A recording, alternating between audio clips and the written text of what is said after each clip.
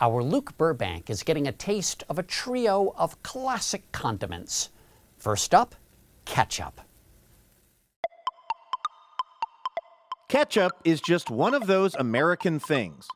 So common, so typical, so ubiquitous that most of us never give it a second thought. It has everything that you could want. It's sweet and sour. It's got vinegar in it. It's got sugar in it. Andrew Smith is a food historian who says ketchup actually started out in what is now considered Indonesia as a sort of fish sauce called ketchup. British colonists brought it home, and then in the 19th century it landed here in America, where there was an overabundance of tomatoes. If you had a ton of tomatoes in September or October, you had to do something with them, and one of the things that you could do with them is make ketchup. It took off immediately due to its ability to add flavor to things, and we mean everything. During the Depression, people would go into small diners and they would order a glass of water, and then they would pick up the ketchup and they would add the ketchup and they would have tomato juice at the end. It's not bad. Put a little vodka in there, a couple of olives. And the man maybe most responsible for ketchup's spread was a young German-American businessman in Pittsburgh named Henry J. Heinz. He started off selling horseradish with some success, but it was his tomato ketchup that really took off. These days, Heinz ketchup gets its start all the way across the country in California, where their specially bred 4707 tomato is grown and harvested. They say it's perfect for making ketchup, much thicker and less juicy than your average grocery store tomato. The 4707 has actually been patented by Heinz, the result of years of research and development. And when those 4707s are picked, they become the responsibility of Hector Osorno, Tomato Ketchup Master, which really is his title. He's the guy that knows the secret recipe.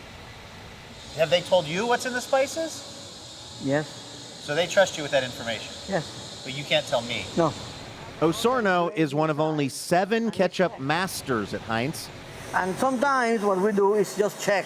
charged with maintaining the taste, color, and consistency of all 660 million bottles sold each year. Oh, wow. You gonna try it? Yeah. I'm gonna just do this.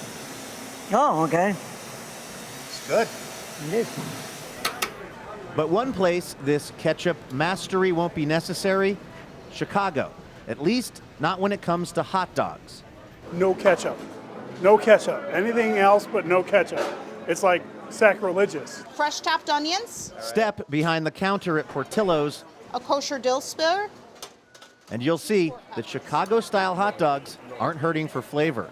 Is there a strategy to eating a Chicago-style dog? Some folks take the pickle off and eat the pickle on the side. Some folks just grab it and dig right in and eat it as it is. And don't even think about asking for ketchup across town at the legendarily saucy Wiener Circle. Can I have ketchup on there? Heck no, we don't think that's against the rules of a Wiener Circle. We don't do ketchup on hot dogs, okay? Not in Chicago either. No. Turns out she was not kidding. Thank you. Thank you. Now go sit down and have it. Okay. Eat it up. No ketchup, man. Well, we had to try. I guess that just means more ketchup for us non-Chicagoans.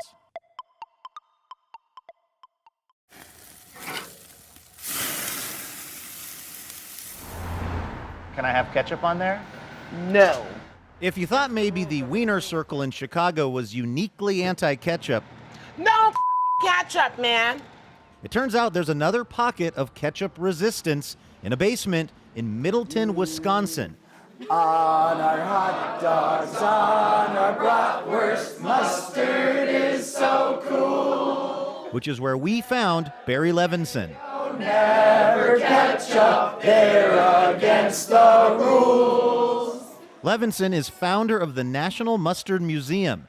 In fact, he doesn't even like ketchup and mustard on the same table. Like mixed together. Yeah, mixed together, and I think that's a travesty. That's, dogs lying down with cats, right? That's Right, it's just a sin against nature. definitely.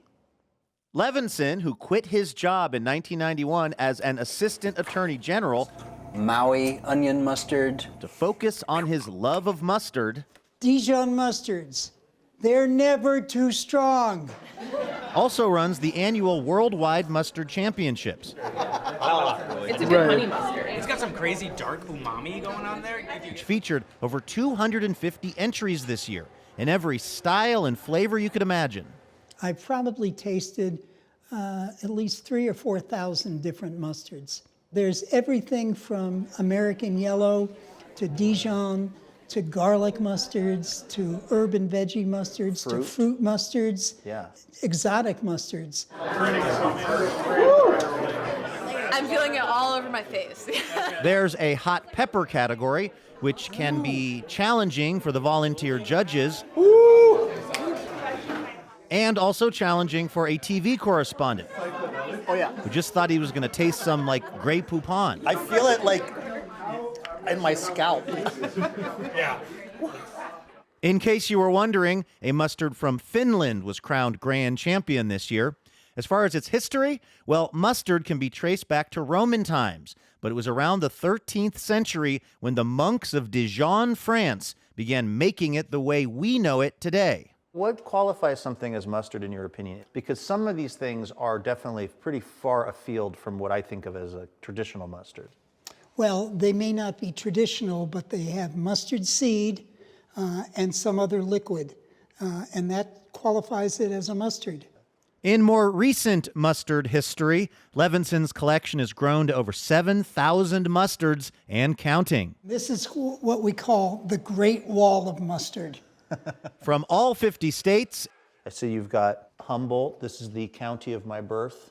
Oh. And over 70 countries. These are from England. Showcasing all of mustard's versatile uses. We've also got mustard-flavored soda. Ooh, can't believe that didn't catch on. Yeah. And we mean anything mustard related. We have here a couple of scoops of mustard ice cream. Yes, made for us on National Mustard Day. Okay. And it's sold out the last 3 years. That is so much better than I thought it was going to be. That's really, really tasty. Very subtle with the mustard. Mm-hmm. Wisely. Even after nearly 40 years, Levinson says he's still captivated by his beloved condiment. And we have a surprise for you. Okay. Oh my goodness.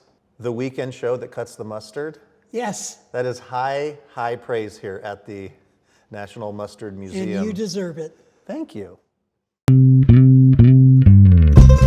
What do you get when you mix eggs, oil, and vinegar together? Well, the oddly controversial condiment, mayonnaise. I'm sorry to say, it's kind of gross. Molly Boz is a chef and cookbook author in LA who's no stranger to the strong reaction that mayo gets. I think there's something kind of unappealing about the texture of mayo to some people, and if you really start to think hard about what it is, it's like, it's a little yoggy. Folks either seem to love it or really hate it. There are people for whom not liking mayonnaise is kind of their whole personality. Totally. I love that it inspires that conviction in people. Mayonnaise, you know. I think I'm a mayonnaise supporter, a defender of mayonnaise, mayonnaise. Tom Nealon is a rare book dealer in Boston who's written about this useful but often maligned product. I think it gets a tough rap because people misuse it. Nealon shook up the food world back in 2010 when he challenged the very origin story of where mayo came from. The French always claimed it. In 1756, the French were attacking an English garrison on Minorca. The story went that after their victory, the French military chef couldn't find his usual ingredients to make a celebratory sauce, think whipped cream, so he improvised and got mayonnaise. You think that maybe that's not the actual true story behind this. What's your theory? So I think it just came from southern Spain and moved northwards. And then folks like the French started trying to claim it? Yeah, French cuisine was sort of dominant from the 17th well into the 20th century, so sort of what they said went. Nealon thinks it was people in what we now call Spain who figured out the secret of mayo. emulsification. Two liquids that specifically can't mix together being mixed together using an emulsifier. The whole egg goes into Hellman's Real Mayonnaise.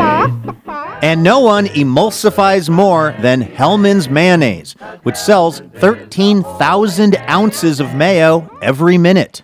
Richard Hellman opened Hellman's Delicatessen in 1913 with his wife, Margaret. Their deli became the tasty talk of Manhattan's Upper West Side. Brandon Collins is Hellman's corporate chef.